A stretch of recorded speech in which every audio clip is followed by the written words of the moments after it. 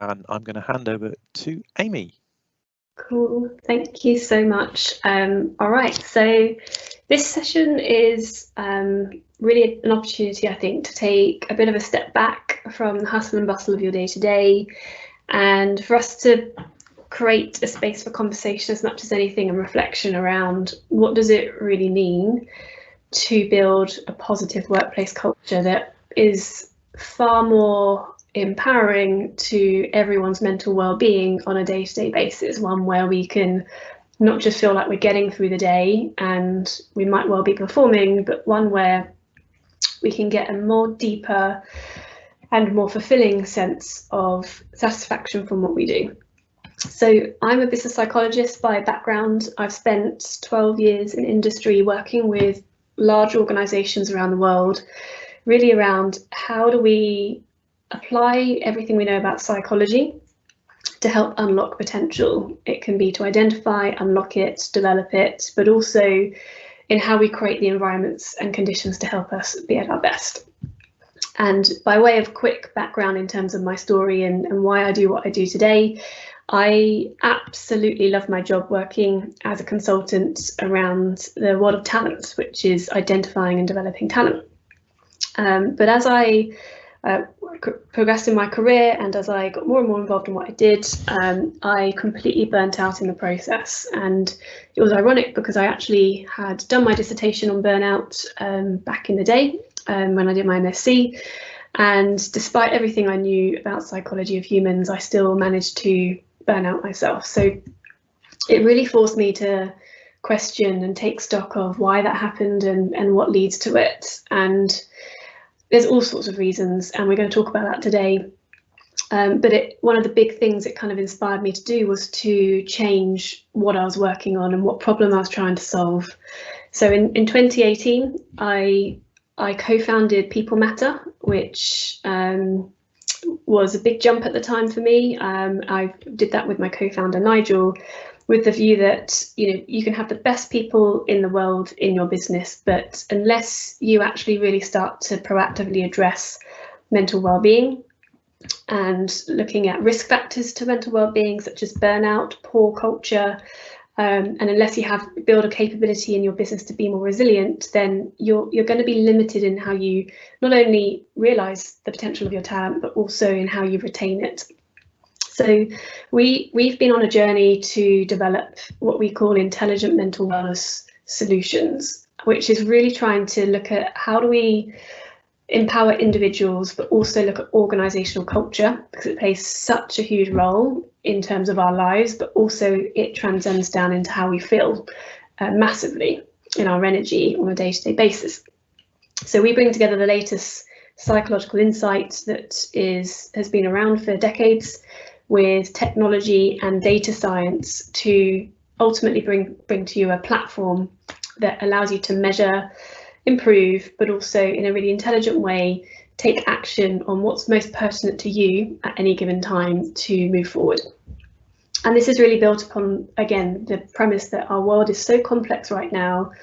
It's not a new thing anymore. This is something that we've lived with some time, and it's not going away. And with that, there is a need to build tools that help you to make more sense of navigating your way through that.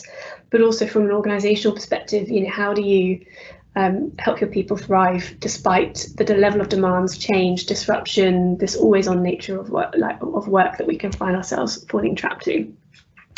So just by means of kind of setting the scene in terms of why you have been sent an invite for Okina, the two tools that we have developed as a way of starting to tackle this challenge is an app called Okina, which is a mental wellness companion.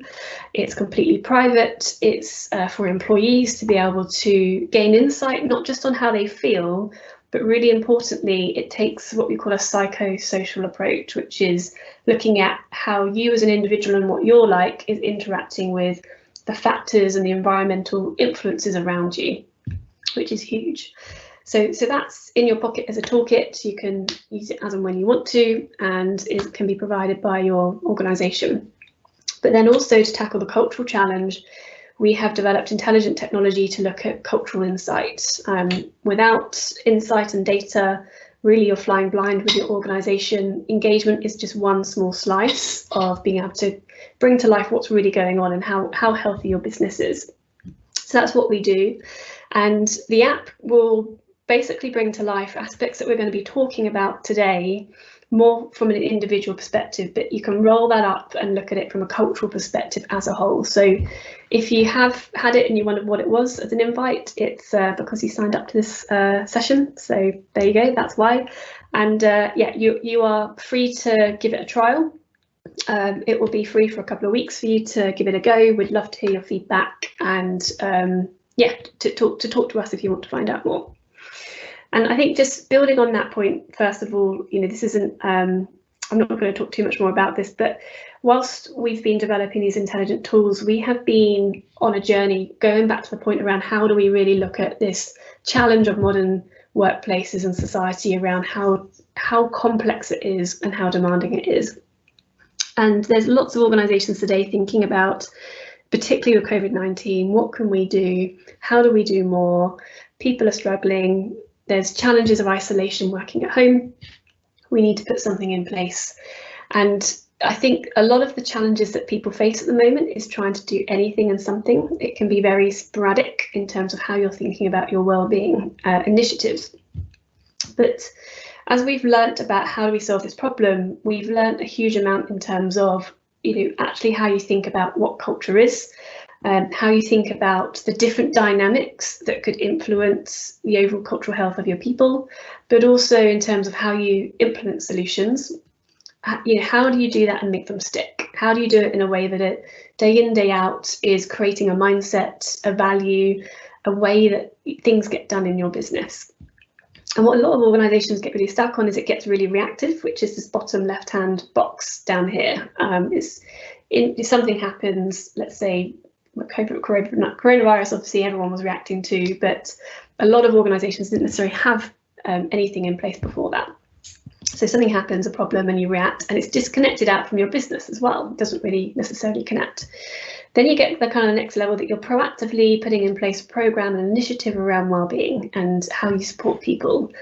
But it doesn't necessarily mean that it's key to your business and how you're thinking about the energy of your people to your success as an organisation and how that aligns with the overall business. So the way in which cultures can be built and can last is really to think about it more systematically. It has to integrate in, not just strategically and link to everything happening as a whole in terms of your people. It's got to be systematic and lasting.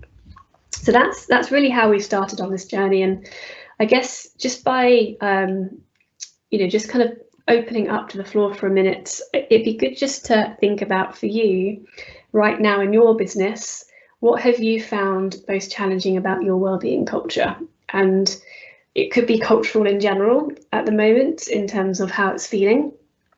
But if you think about the way work is getting done, the expectations that are being placed on people, it could be that you're a leader in your business and you're trying to drive a culture, but it's just not connecting, or it's not kind of playing through how you'd like it to. It could be disconnect, it could just be pure mayhem because there's so much happening. How would you describe your culture? And if you're happy to, just put some chat on the group. Don't worry if you don't want to, but just it'd be good to have a think about where are you right now from a wellbeing culture perspective.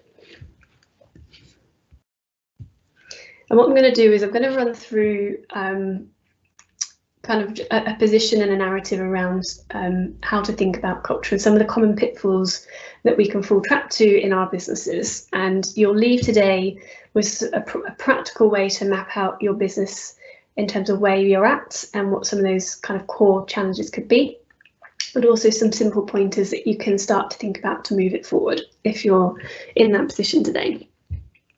So yeah, go on. I'm getting some things coming through now. I don't know if you can see them, Amy. Can you see them? I can't, no, sadly. Okay, I'm going to read some out for you. First one from Claire. Even though our team is amazing at communicating through every channel possible, I really missed the spontaneous chat with someone unexpected. Yeah, that is a really good one. Okay, yeah, there's a few ideas on that one that we can probably talk about. But yeah, carry on. The next one from Craig: transitioning from visible to outcomes-based culture and people creating a mojo for being healthy and well. Creating the coffee chat or water cooler moments. Yeah, so similar sort of vibe there. Okay, good. Similar sort of challenges. So I'll bring this in as we go through the session then. Have we got any more to throw in, or shall I move on, Neil? That's what we have for now. Excellent. Thank you, Claire and Craig. Really good to get your input on that. So you're right. I mean, the remote working, I think specifically, is probably the lens for what we're going to be talking about today. I think everything that I'm going to share will be relevant regardless of remote working setups. But I think as we work through this, we can create a conversation specifically around the right now challenges that you've got. But it really helps to think about what you're facing into to help get the most from this session. And if you are a business leader or a manager and you're part of building the culture yourself at the moment, or perhaps you really care about building culture as an employee, it can be really tricky in this sort of setup where you're, as a business, trying to drive performance, you're trying to grow, you're trying to be successful and represent the business. But then you've also got, the human aspect to everything that's happening on a day-to-day basis, whether it's on a one-on-one how people are feeling, or whether it's thinking about overall how are people connecting into what you're trying to achieve. And the first thing to say about culture is, regardless of how challenging it is, leadership, management, you always have a card in how you're setting the tone and the language you're using, your role modeling, but also particularly in a remote working world, you have to really think about there are a lot of unconscious cues that you could be giving off about culture and what is okay in terms of well-being, but also there's a huge opportunity to make certain things explicit for your people. The second challenge that we face when thinking about wellness culture is we often know where we're trying to get to. We can say, right, this is great. This is the culture that we all signed up for at the moment. And it might be useful just even for you right now to think about your own team or your own business that you're thinking about right now. Do you really know what great looks like from a cultural perspective? Have you got a shared view as to where you're really kind of aiming for? And what words spring to mind? If you were to kind of write down 3 core words that for you, bring to life what a healthy, thriving culture means and looks like, what are the words that spring to mind? So again, feel free to share them. If not, just pop them down for yourself.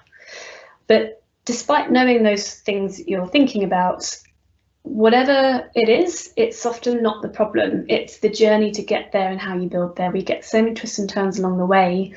There's this current state and future state and this huge chasm in the middle of how the hell do we get there? And particularly through transformation, is such a realm of unknown. So it's really challenging and ultimately requires a level of emotional intelligence and capability really that you have to build in to your business to be more resilient, to be able to bounce back and move through that quickly. And it's more important than ever right now, simply because there are so many more unknowns than ever before, and it's not really going away.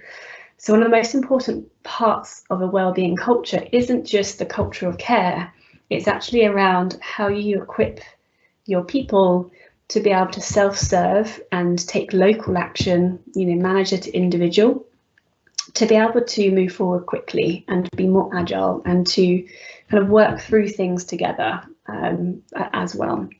So that's a second challenge and an area to think about.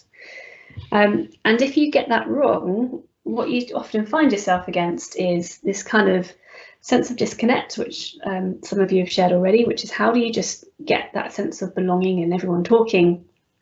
But it tends to manifest then in terms of drag, so everything can feel slower. It might feel that people are on board and you get resistance. It could be drift. It's just harder to get everyone going in the same direction at the same time, so you can get a huge amount of misalignment. Or you can trigger off a doom loop, which is where things are spiraling off in a negative direction, complete disconnect. And that can be looking at it from a cultural kind of feel. So, I've worked with so many organizations where I've heard things like, it feels like we're trying to move through treacle, or it's, I can think of all sorts. Some probably not always appropriate to share in the language I've heard, but it's the feeling that it's really difficult and there's a lack of belief, and people start to spiral off. So that middle bit is really it is really down to how people feel they should be behaving on a day-to-day, how people are solving problems together, and ultimately it's the mindset, it's the perspective that your people, your culture, your business is taking to be able to move forward. And when that becomes toxic or not well invested in, these issues can start to become bigger and bigger. And the third challenge in building a culture and thinking about leadership and management is it is complicated at the moment. So if it's feeling hard, if you are just overwhelmed in your time and just level of demands and what you're trying to achieve, so many people are in that space at the moment, and that is often where the conversations sit at the moment, is just how relentless it is. And with coronavirus, what the research is really showing is actually people are generally being pretty productive, because you can have longer periods of time moving through meetings and moving through actions, but the hours are getting longer, and that is putting its own strain, as well as the fact that we're all just trying to play catch up all the time in what's going on. And that complication, that level of pace and change and technology, I don't know if you've seen this in your own business, but there is a growing shift and move in the way in which work gets done. So when we talk about mental wellbeing culture and how it feels, how we make it more positive, we have to think about actually the way in which work gets done as well. It used to be completely structured and very hierarchical and very much a kind of planned process of working through a set process, kind of way of doing things. So it's time to adjust to change. Because we have such a fast rate of innovation, and because relevance and competitiveness to kind of keep up with what is going on is so critical, actually the way in which teams get organised and have to work together to push to an outcome, I think that was one of the comments earlier, is the focus on outcome, is becoming more important than ever before. So just in simply helping to create a better flow of work to be able to contend with what we're faced up to, just in its own right really comes down to how do we work more iteratively. Now, the thing about doing iterative work and quick team formation and responding as quickly as possible to these changing demands is it does tend to bring about more stress. And the risk of more stress is people can then start to overwork, and it can start to tip into a zone that is not going to be effective for your organisation. It can start to peak to overworking and overstretching your workforce, and then undermine the business with what you're trying to achieve. And what the research shows is companies that do invest in building healthy cultures, so a good work-life balance, people feel supported, there's a strong sense of psychological safety, there's explicit permission around being able to switch off and not work endless hours and at weekends. Those businesses tend to be more productive and more successful in terms of both their revenue growth, but also in terms of their stock growth in the marketplace. So and there's loads of books. So there's a brilliant book called Good to Great by Jim Collins as well, which really emphasises on what is the difference between businesses that are built to last over time and grow sustainably versus those kind of comets that spark and shine bright and then die. That's not the sign of a healthy culture. So just thinking about your business right now, and with everything that I've talked about, how would you think about the health of your culture today? On the one side, you've got flourishment. Everyone is energetic, enthused. There's a real buzz around what's going on. There's a sense of flow and sense of achievement, and people are moving forward. Or it can feel really a strain in terms of getting things done. People might feel frenetic. There's a sense of just pushing through it and getting things done. Or at its worst level, people are genuinely struggling and feeling distressed and in despair. And the thing is, I'm talking about this at a cultural level. If you were to give yourself 0 to 10 of your culture, that's, kind of finger in the air for how it feels from your perspective. But what becomes interesting in this is every single piece of data that exists about an individual, about their engagement, about whatever it is, there is a human being at the end of that who could be anywhere on this scale at any given time, and you might not know it. And a lot of mental health issues and challenges are often very, very hidden. So there is a cultural aspect, which is the very visible culture, which is how you see people responding and working. But the real difficulty when it comes to the mental wellness space is roughly half of people who report absence even don't give the honest answer as to why they've taken time off. Something like 1 in 2 days off are accounted for due to stress, anxiety and depression, poor mental health. So there's a huge amount of masking, which makes it incredibly difficult to make sense of what's going on. And that was, again, one of the inspiration pieces for what we do at People Matter, which is, how do we demystify this? How do we support people so that if they're on the left-hand side, ensure they've got a tool set that allows them to self-manage and self-improve and work through whatever they're going through and cope more effectively in a way that's private, and or help people understand the tool set to move forward so that they can be their best. That's one part. But also, if people want to share their data, they don't have to.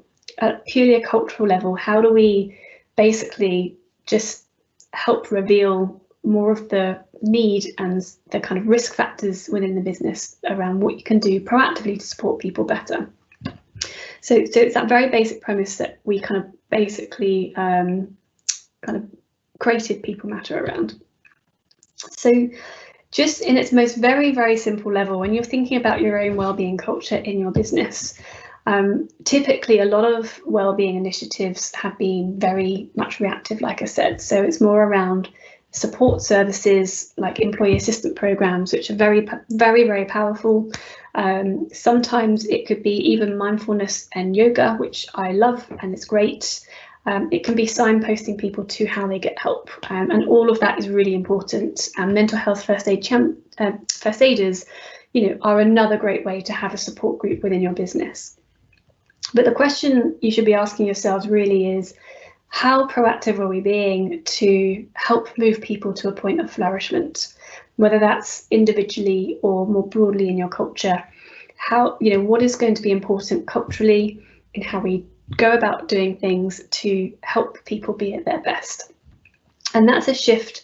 Fundamentally, it's been happening just in psychology over the last 20 years, is going from a very clinical view of mental well-being to one that is actually very positive, which is not just getting to okay, but getting to being at your best, which is, there's a huge amount of psychology that has started to show that we are wired, and we can actually start to put in practice a number of techniques that can get us to a deeper state of fulfillment.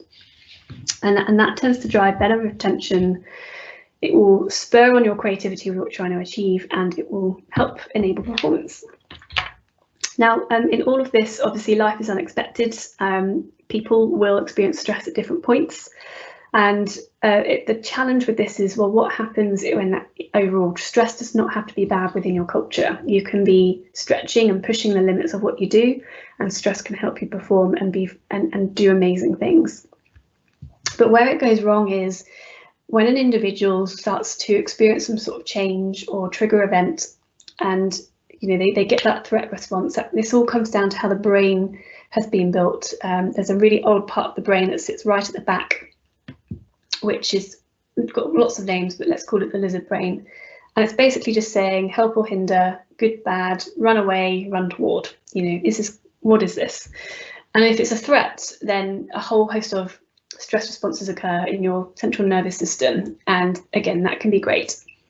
But it can start to go wrong, where if someone is going through stress in your business and it's becoming a reoccurring pattern, they get triggered by some bad results, they take action in some way, but because they're anxious, they're not necessarily thinking broadly about the full perspective, so they're not being as effective. They start overworking because they're trying to play catch up. Sometimes this can just be a layering of demands over time. And as they start to overwork, they start to distance themselves, lose out on their personal resources. And over time, it just wears you down. And the further you go down this spiral, the more energy it takes actually to undo that and to move back up. And it happens very gradually, and this is really where burnout has very recently been recognised as a real psychological phenomena, which is where you become so exhausted, your central nervous system has become so overstimulated that it's not actually being effective in how it responds to stress anymore. And when someone burns out, very simply, it's where they reach a state of exhaustion, where they no longer can cope with the demands around them. And it's not something that happens overnight. It's not something that necessarily affects performance straight away. But as it starts to take hold in your culture and your business, it can create this massive ripple effect. And this is where you get organizations where everyone just finds themselves, without really realizing it, overworking, over-delivering, but feeling worse and worse in the process. And it doesn't happen, like I said, within a week. This is a gradual overtime piece. And particularly where you start to get leadership displaying those same behaviours, it just kind of exacerbates it further. And eventually it leads to people leaving. It leads to people taking time off sick. That puts more strain on your workforce, and it basically creates complete fragility in your whole workplace system, your whole culture. So that is what we want to avoid as much as possible. So that might resonate with you. Some of you might have had some bad examples. Some of you might be recognizing it right now. The key to kind of moving it on in your culture is to think about how you build up resilience, how you start to think about the environment and how it could be impacting people before you get to the state emotionally or in how people are feeling on a day-to-day basis. So the key things to building a healthy culture is you have to think about the level of pressures and demands that are within your business on a given point in time. How realistic are they? How sustainable are they? And what do they look like? And they're pushing and pulling all the time with boosts. So they're really energizing good things in your business that help people kind of spur themselves on to keep going. And that could be purpose, meaning, goals, feeling appreciated. It can be positive working relationships and support. All these factors meet really core psychological needs that we all feel we need to have met. And what the research shows is when we have lots of positive boosts, we're more likely to feel well, we're more likely to engage, and we're more likely to perform. And they also help us basically cope with the level of demand. But when our demands exceed our ability to cope, that's when it starts to tip over. And then there's an emotional level. How well are your people managing emotions and noticing and responding to other people's stress and emotions? Is there an emotional intelligence in your business? And then ultimately, what are your behaviours in your business? Have you got active role models who are showing all the right things in terms of self-management, but also self-care? So by means of mapping out your culture right now, I'm just going to talk through some of the common risk areas around poor mental well-being in culture and some of the positive areas. I'm going to start mapping out where you think your business is today. So the first one then is pressures. So there's many pressures in life, outside of work, inside of work, but the big ones that have been shown to lead to burnout or put you at risk of burning out and poor mental health are really the ones that sit on the left-hand side. So as I will talk through these, have a think about 0 to 10.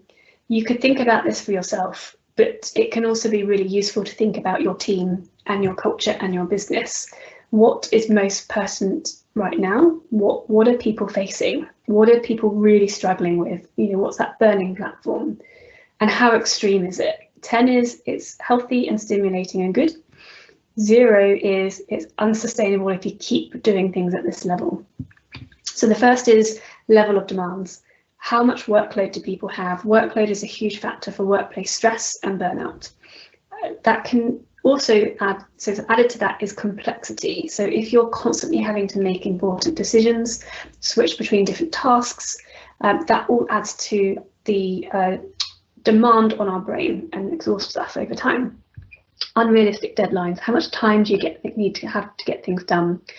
Distraction is huge today, particularly with our digital world. So many of us get kind of drawn away from what we really should be doing or interrupted by notifications. We don't necessarily have the kind of good habits to kind of stop that. Change isn't bad. Change becomes really stressful when it becomes completely unpredictable, or where you feel out of control of change. You don't understand it or what, and don't know where your place sits in it. So volatile change is where it's highly unpredictable and you have a lack of understanding or control over to what's happening. Psychological threat is the idea that in some way you feel insecure. It could be you feel that your job is at risk financially, things aren't where they should be. It could be, do you feel liked by your manager? It's anything that just puts you on edge psychologically, that means you don't feel safe. It could be bullying, it could be anything, you name it. And then emotional work is really emotional labour, which is if you are putting a happy face on all the time dealing with customers and you don't feel good inside, that puts a huge strain on you. And if you're dealing with conflict and arguments and politics, all of this adds to the stress and strain of your culture. So it's very normal for businesses to have a lot of this today. I hear so many stories of how difficult it is in this space, and there are lots of ways that you can address this. But the first question you have to work out is are we seeing kind of peaks and troughs and it's manageable, or have we got a growing problem and there's a pattern that is really systemic, that is really toxic and unhealthy? So give yourself a score of 10 across, as a whole from this. And then the next piece is, well, how healthy is it? Is it feeling positive and energizing and is it helping people to thrive as a culture?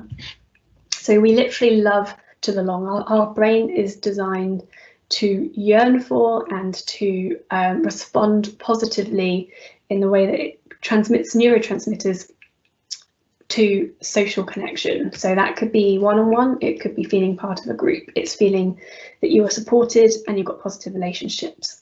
It's also about recognition and growth. You feel that you are achieving and moving forward, and it's about meaning and freedom. So you have autonomy in what you do day to day.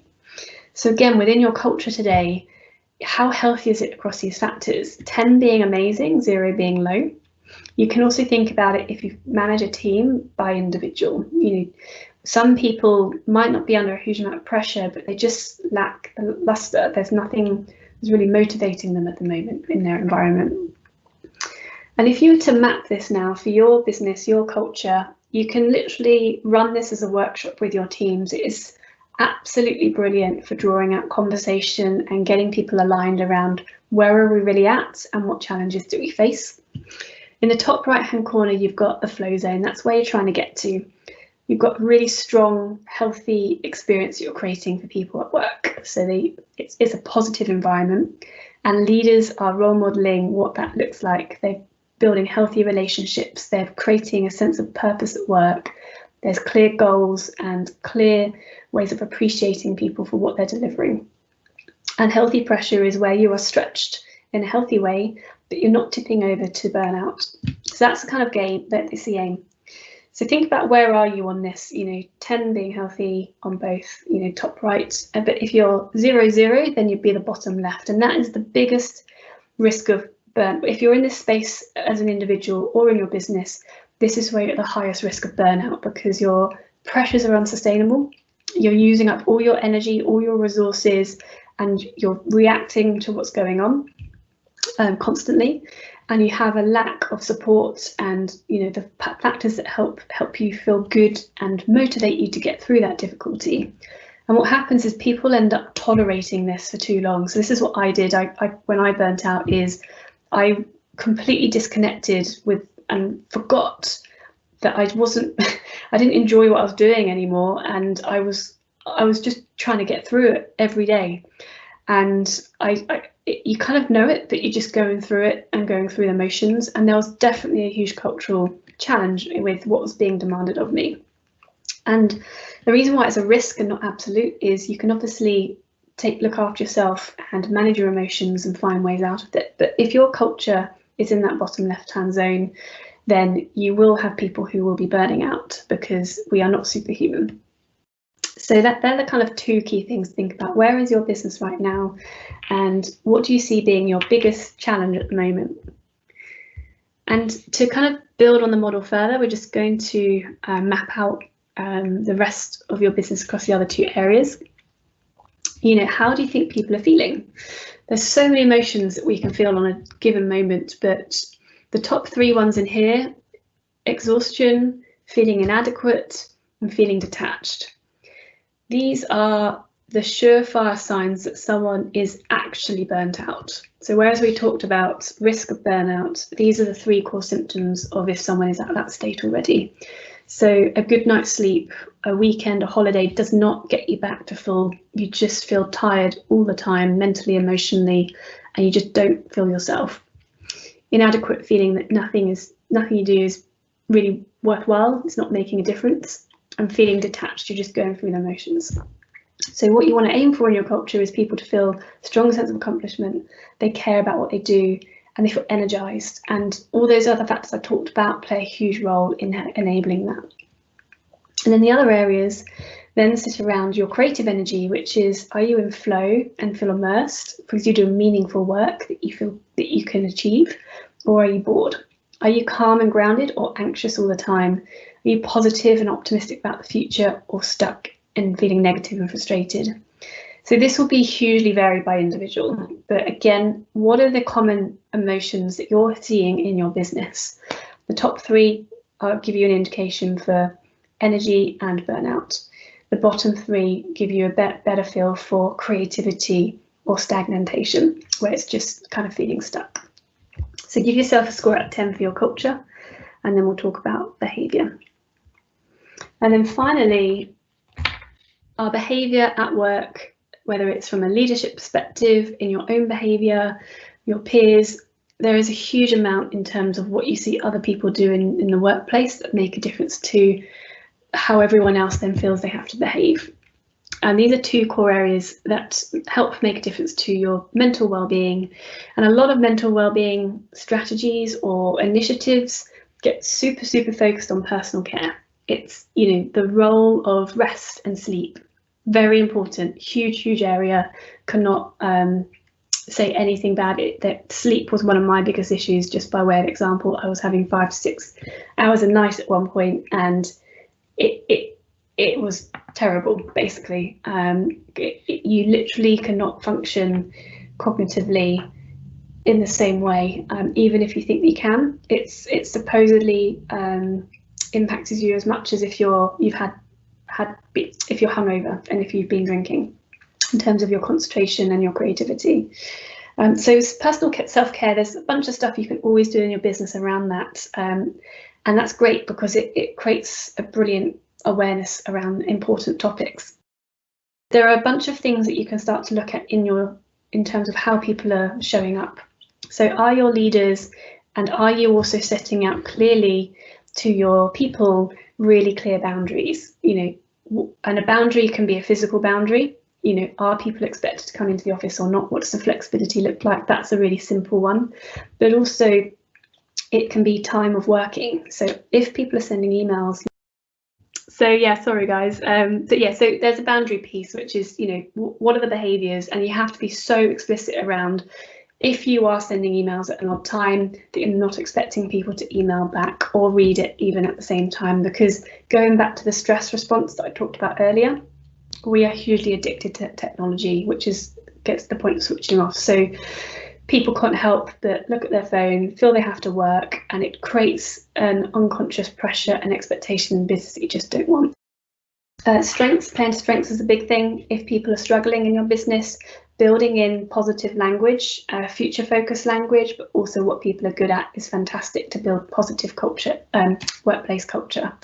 Are people managing what's being asked of them, saying no, pushing back, and what is your role to help that as well? And if you're a manager, coping is really about how you effectively problem solve. You know, are problems really being solved, or are they being pushed aside? And switching off is, again, making it really explicit about what does great look like to switch off. You know, is it okay for someone to close their laptop at 5 o'clock because they've had a really busy day or not? All of this stuff is super clear to get clear on in your culture, and can make a huge difference in terms of how people self-manage. So again, with your culture, do you see any alarm bells for any of these factors? You know, 0 being really risky, 10. And again, we're just going to map that now, which is in your culture right now. You know, you've got positive emotion, people are feeling great, and you've got positive proactive behaviour, you've got really healthy workplace actions happening, and that's the abundance zone. That is really where people are feeling good and they're in charge and feeling like they're taking control of their overall well-being. Where it gets really stressful is where people are being super passive, so they're not switching off, they are logging in at odd times.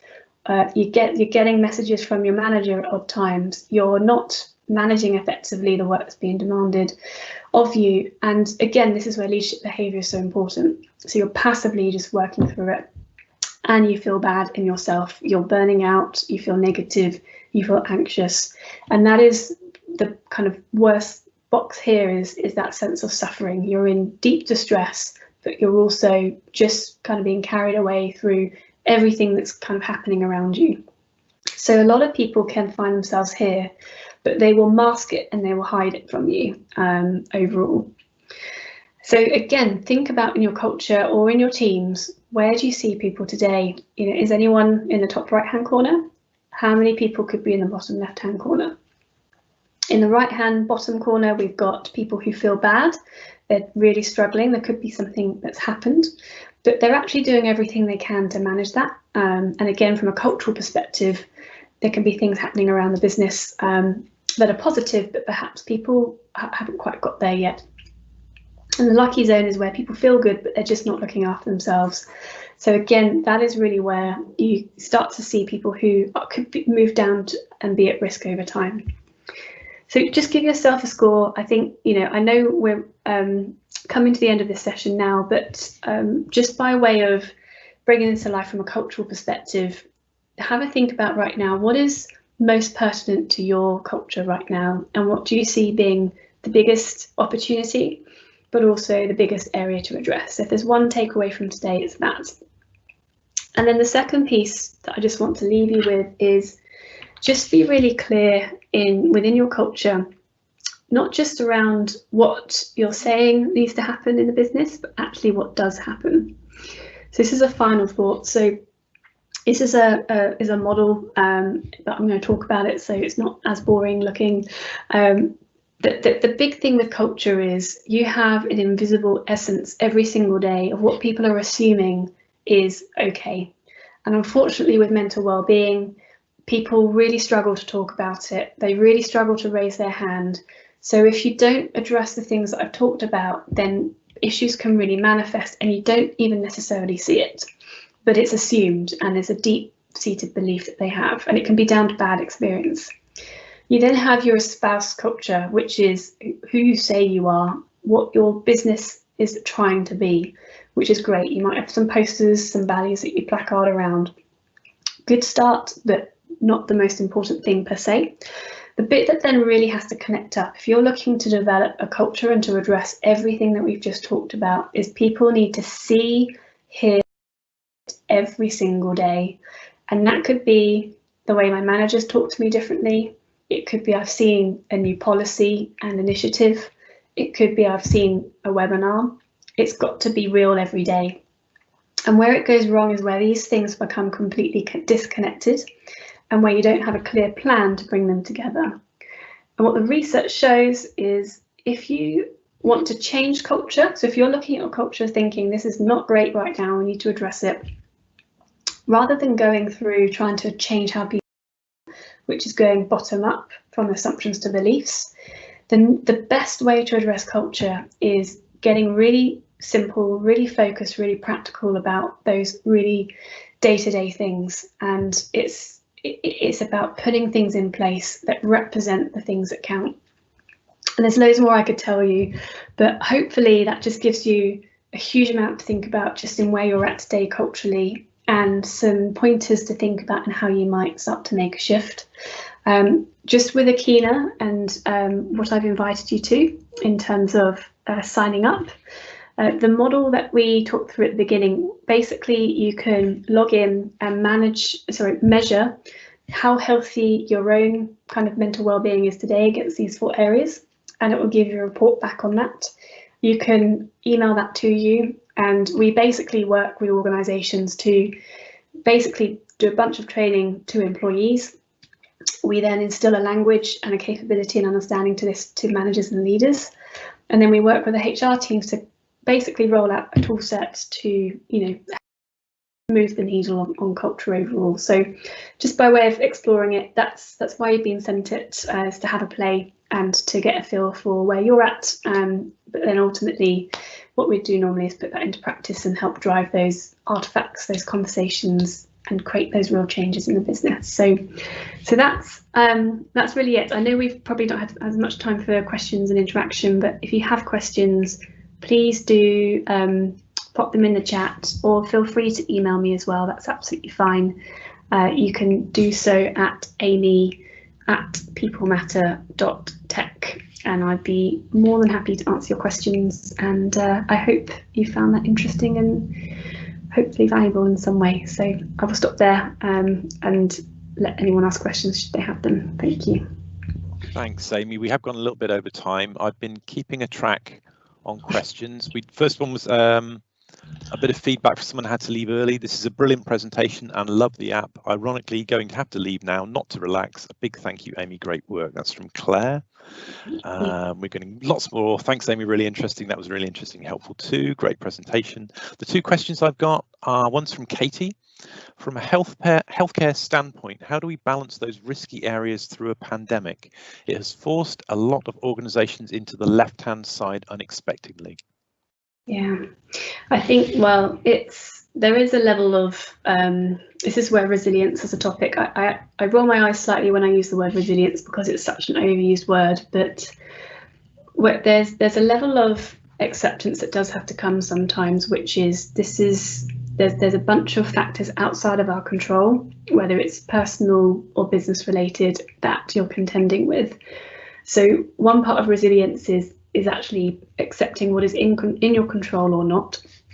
And also it's about understanding, is it pervasive, is it everywhere, and is it forever or not? And that's where people struggle, is it feels endless and everywhere and it's impacting everything. So there is a piece, I think, just in acknowledging the state, and it is going to be difficult. There's a lot of inspiration you can take from Stoicism. And part of that is actually just creating a conversation in your business about that, just opening up and being vulnerable and saying it how it is. And I've got to say, there's been a lot of that, I think, as a result of the pandemic. I think the next thing is, even if you have moved over to that left-hand side, there is plenty you can do to help people cope better, to know where they can get support, but also in a way that you can frame and signpost the direction that you're trying to get to. So going back to that future focus piece that we talked about, what resilient people and organisations are able to do is be proactive in thinking ahead to what could go wrong and being really open. So you create a culture of psychological safety where people can speak up about what they're worried about so that you can address it. That's part of it. It's when it's hidden, it's a huge issue. But the second part is helping to reframe it for the future around what could be. I know we're out of time, but I just wanted to squeeze that in because it's a tricky question and a really important one. One of those that are still here, quite a few people here, about 14 people. So let's finish up on this one. Hi, I'm Tonya and I work at Make Real. We have been very busy designing experiences for large organizations, helping them deal with mental health, empathy, or even creative ways to help them connect with colleagues. Do you find the use of immersive technology is helping remote working?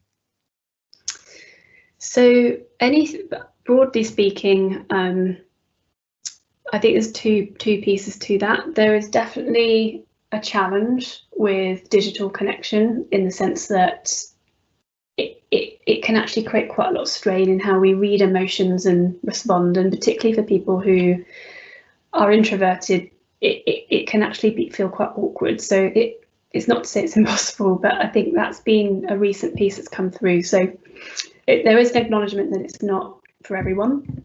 However, one thing that is absolutely without question is we seek connection and we feel at our best, and we're far more healthier in our minds when we feel that we trust someone and when we feel that we can really connect and share and be on a level. So any technology that can help you feel heard and to share and to be in something together will be much more likely to kind of enable a positive outcome. One of the biggest issues, loneliness, and it's linked to poor mental health, is huge.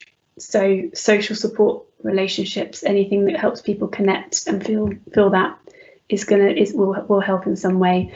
The immersive nature of it is interesting because it should take away some of those challenges I talked about at the beginning. So it sounds really interesting. I'd love to hear more. I'll have a look. I think you put the link there. So yeah, really good question. We've talked about it a lot ourselves around peer-to-peer support.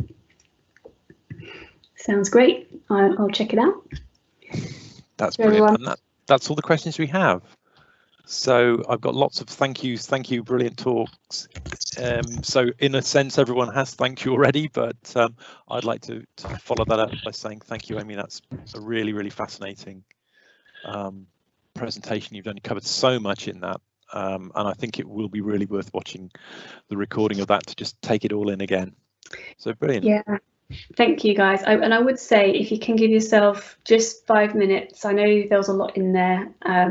You could spend an hour just on one part of that. So take it as some areas of inspiration. Try to commit some time with your team on your own just to map those things out and some clear actions off the back of that. So cool. All right, thank you, everyone. Really, really lovely to see you. If you've got feedback on Okina in the app, we'd love to hear it as well. And we'll invite you, if you'd like to be part of the beta program to help us improve and develop it, just email me. We've got a group of people we're working closely with on that. So yeah, I'll stop talking and let you get on with your evening. Thanks, guys.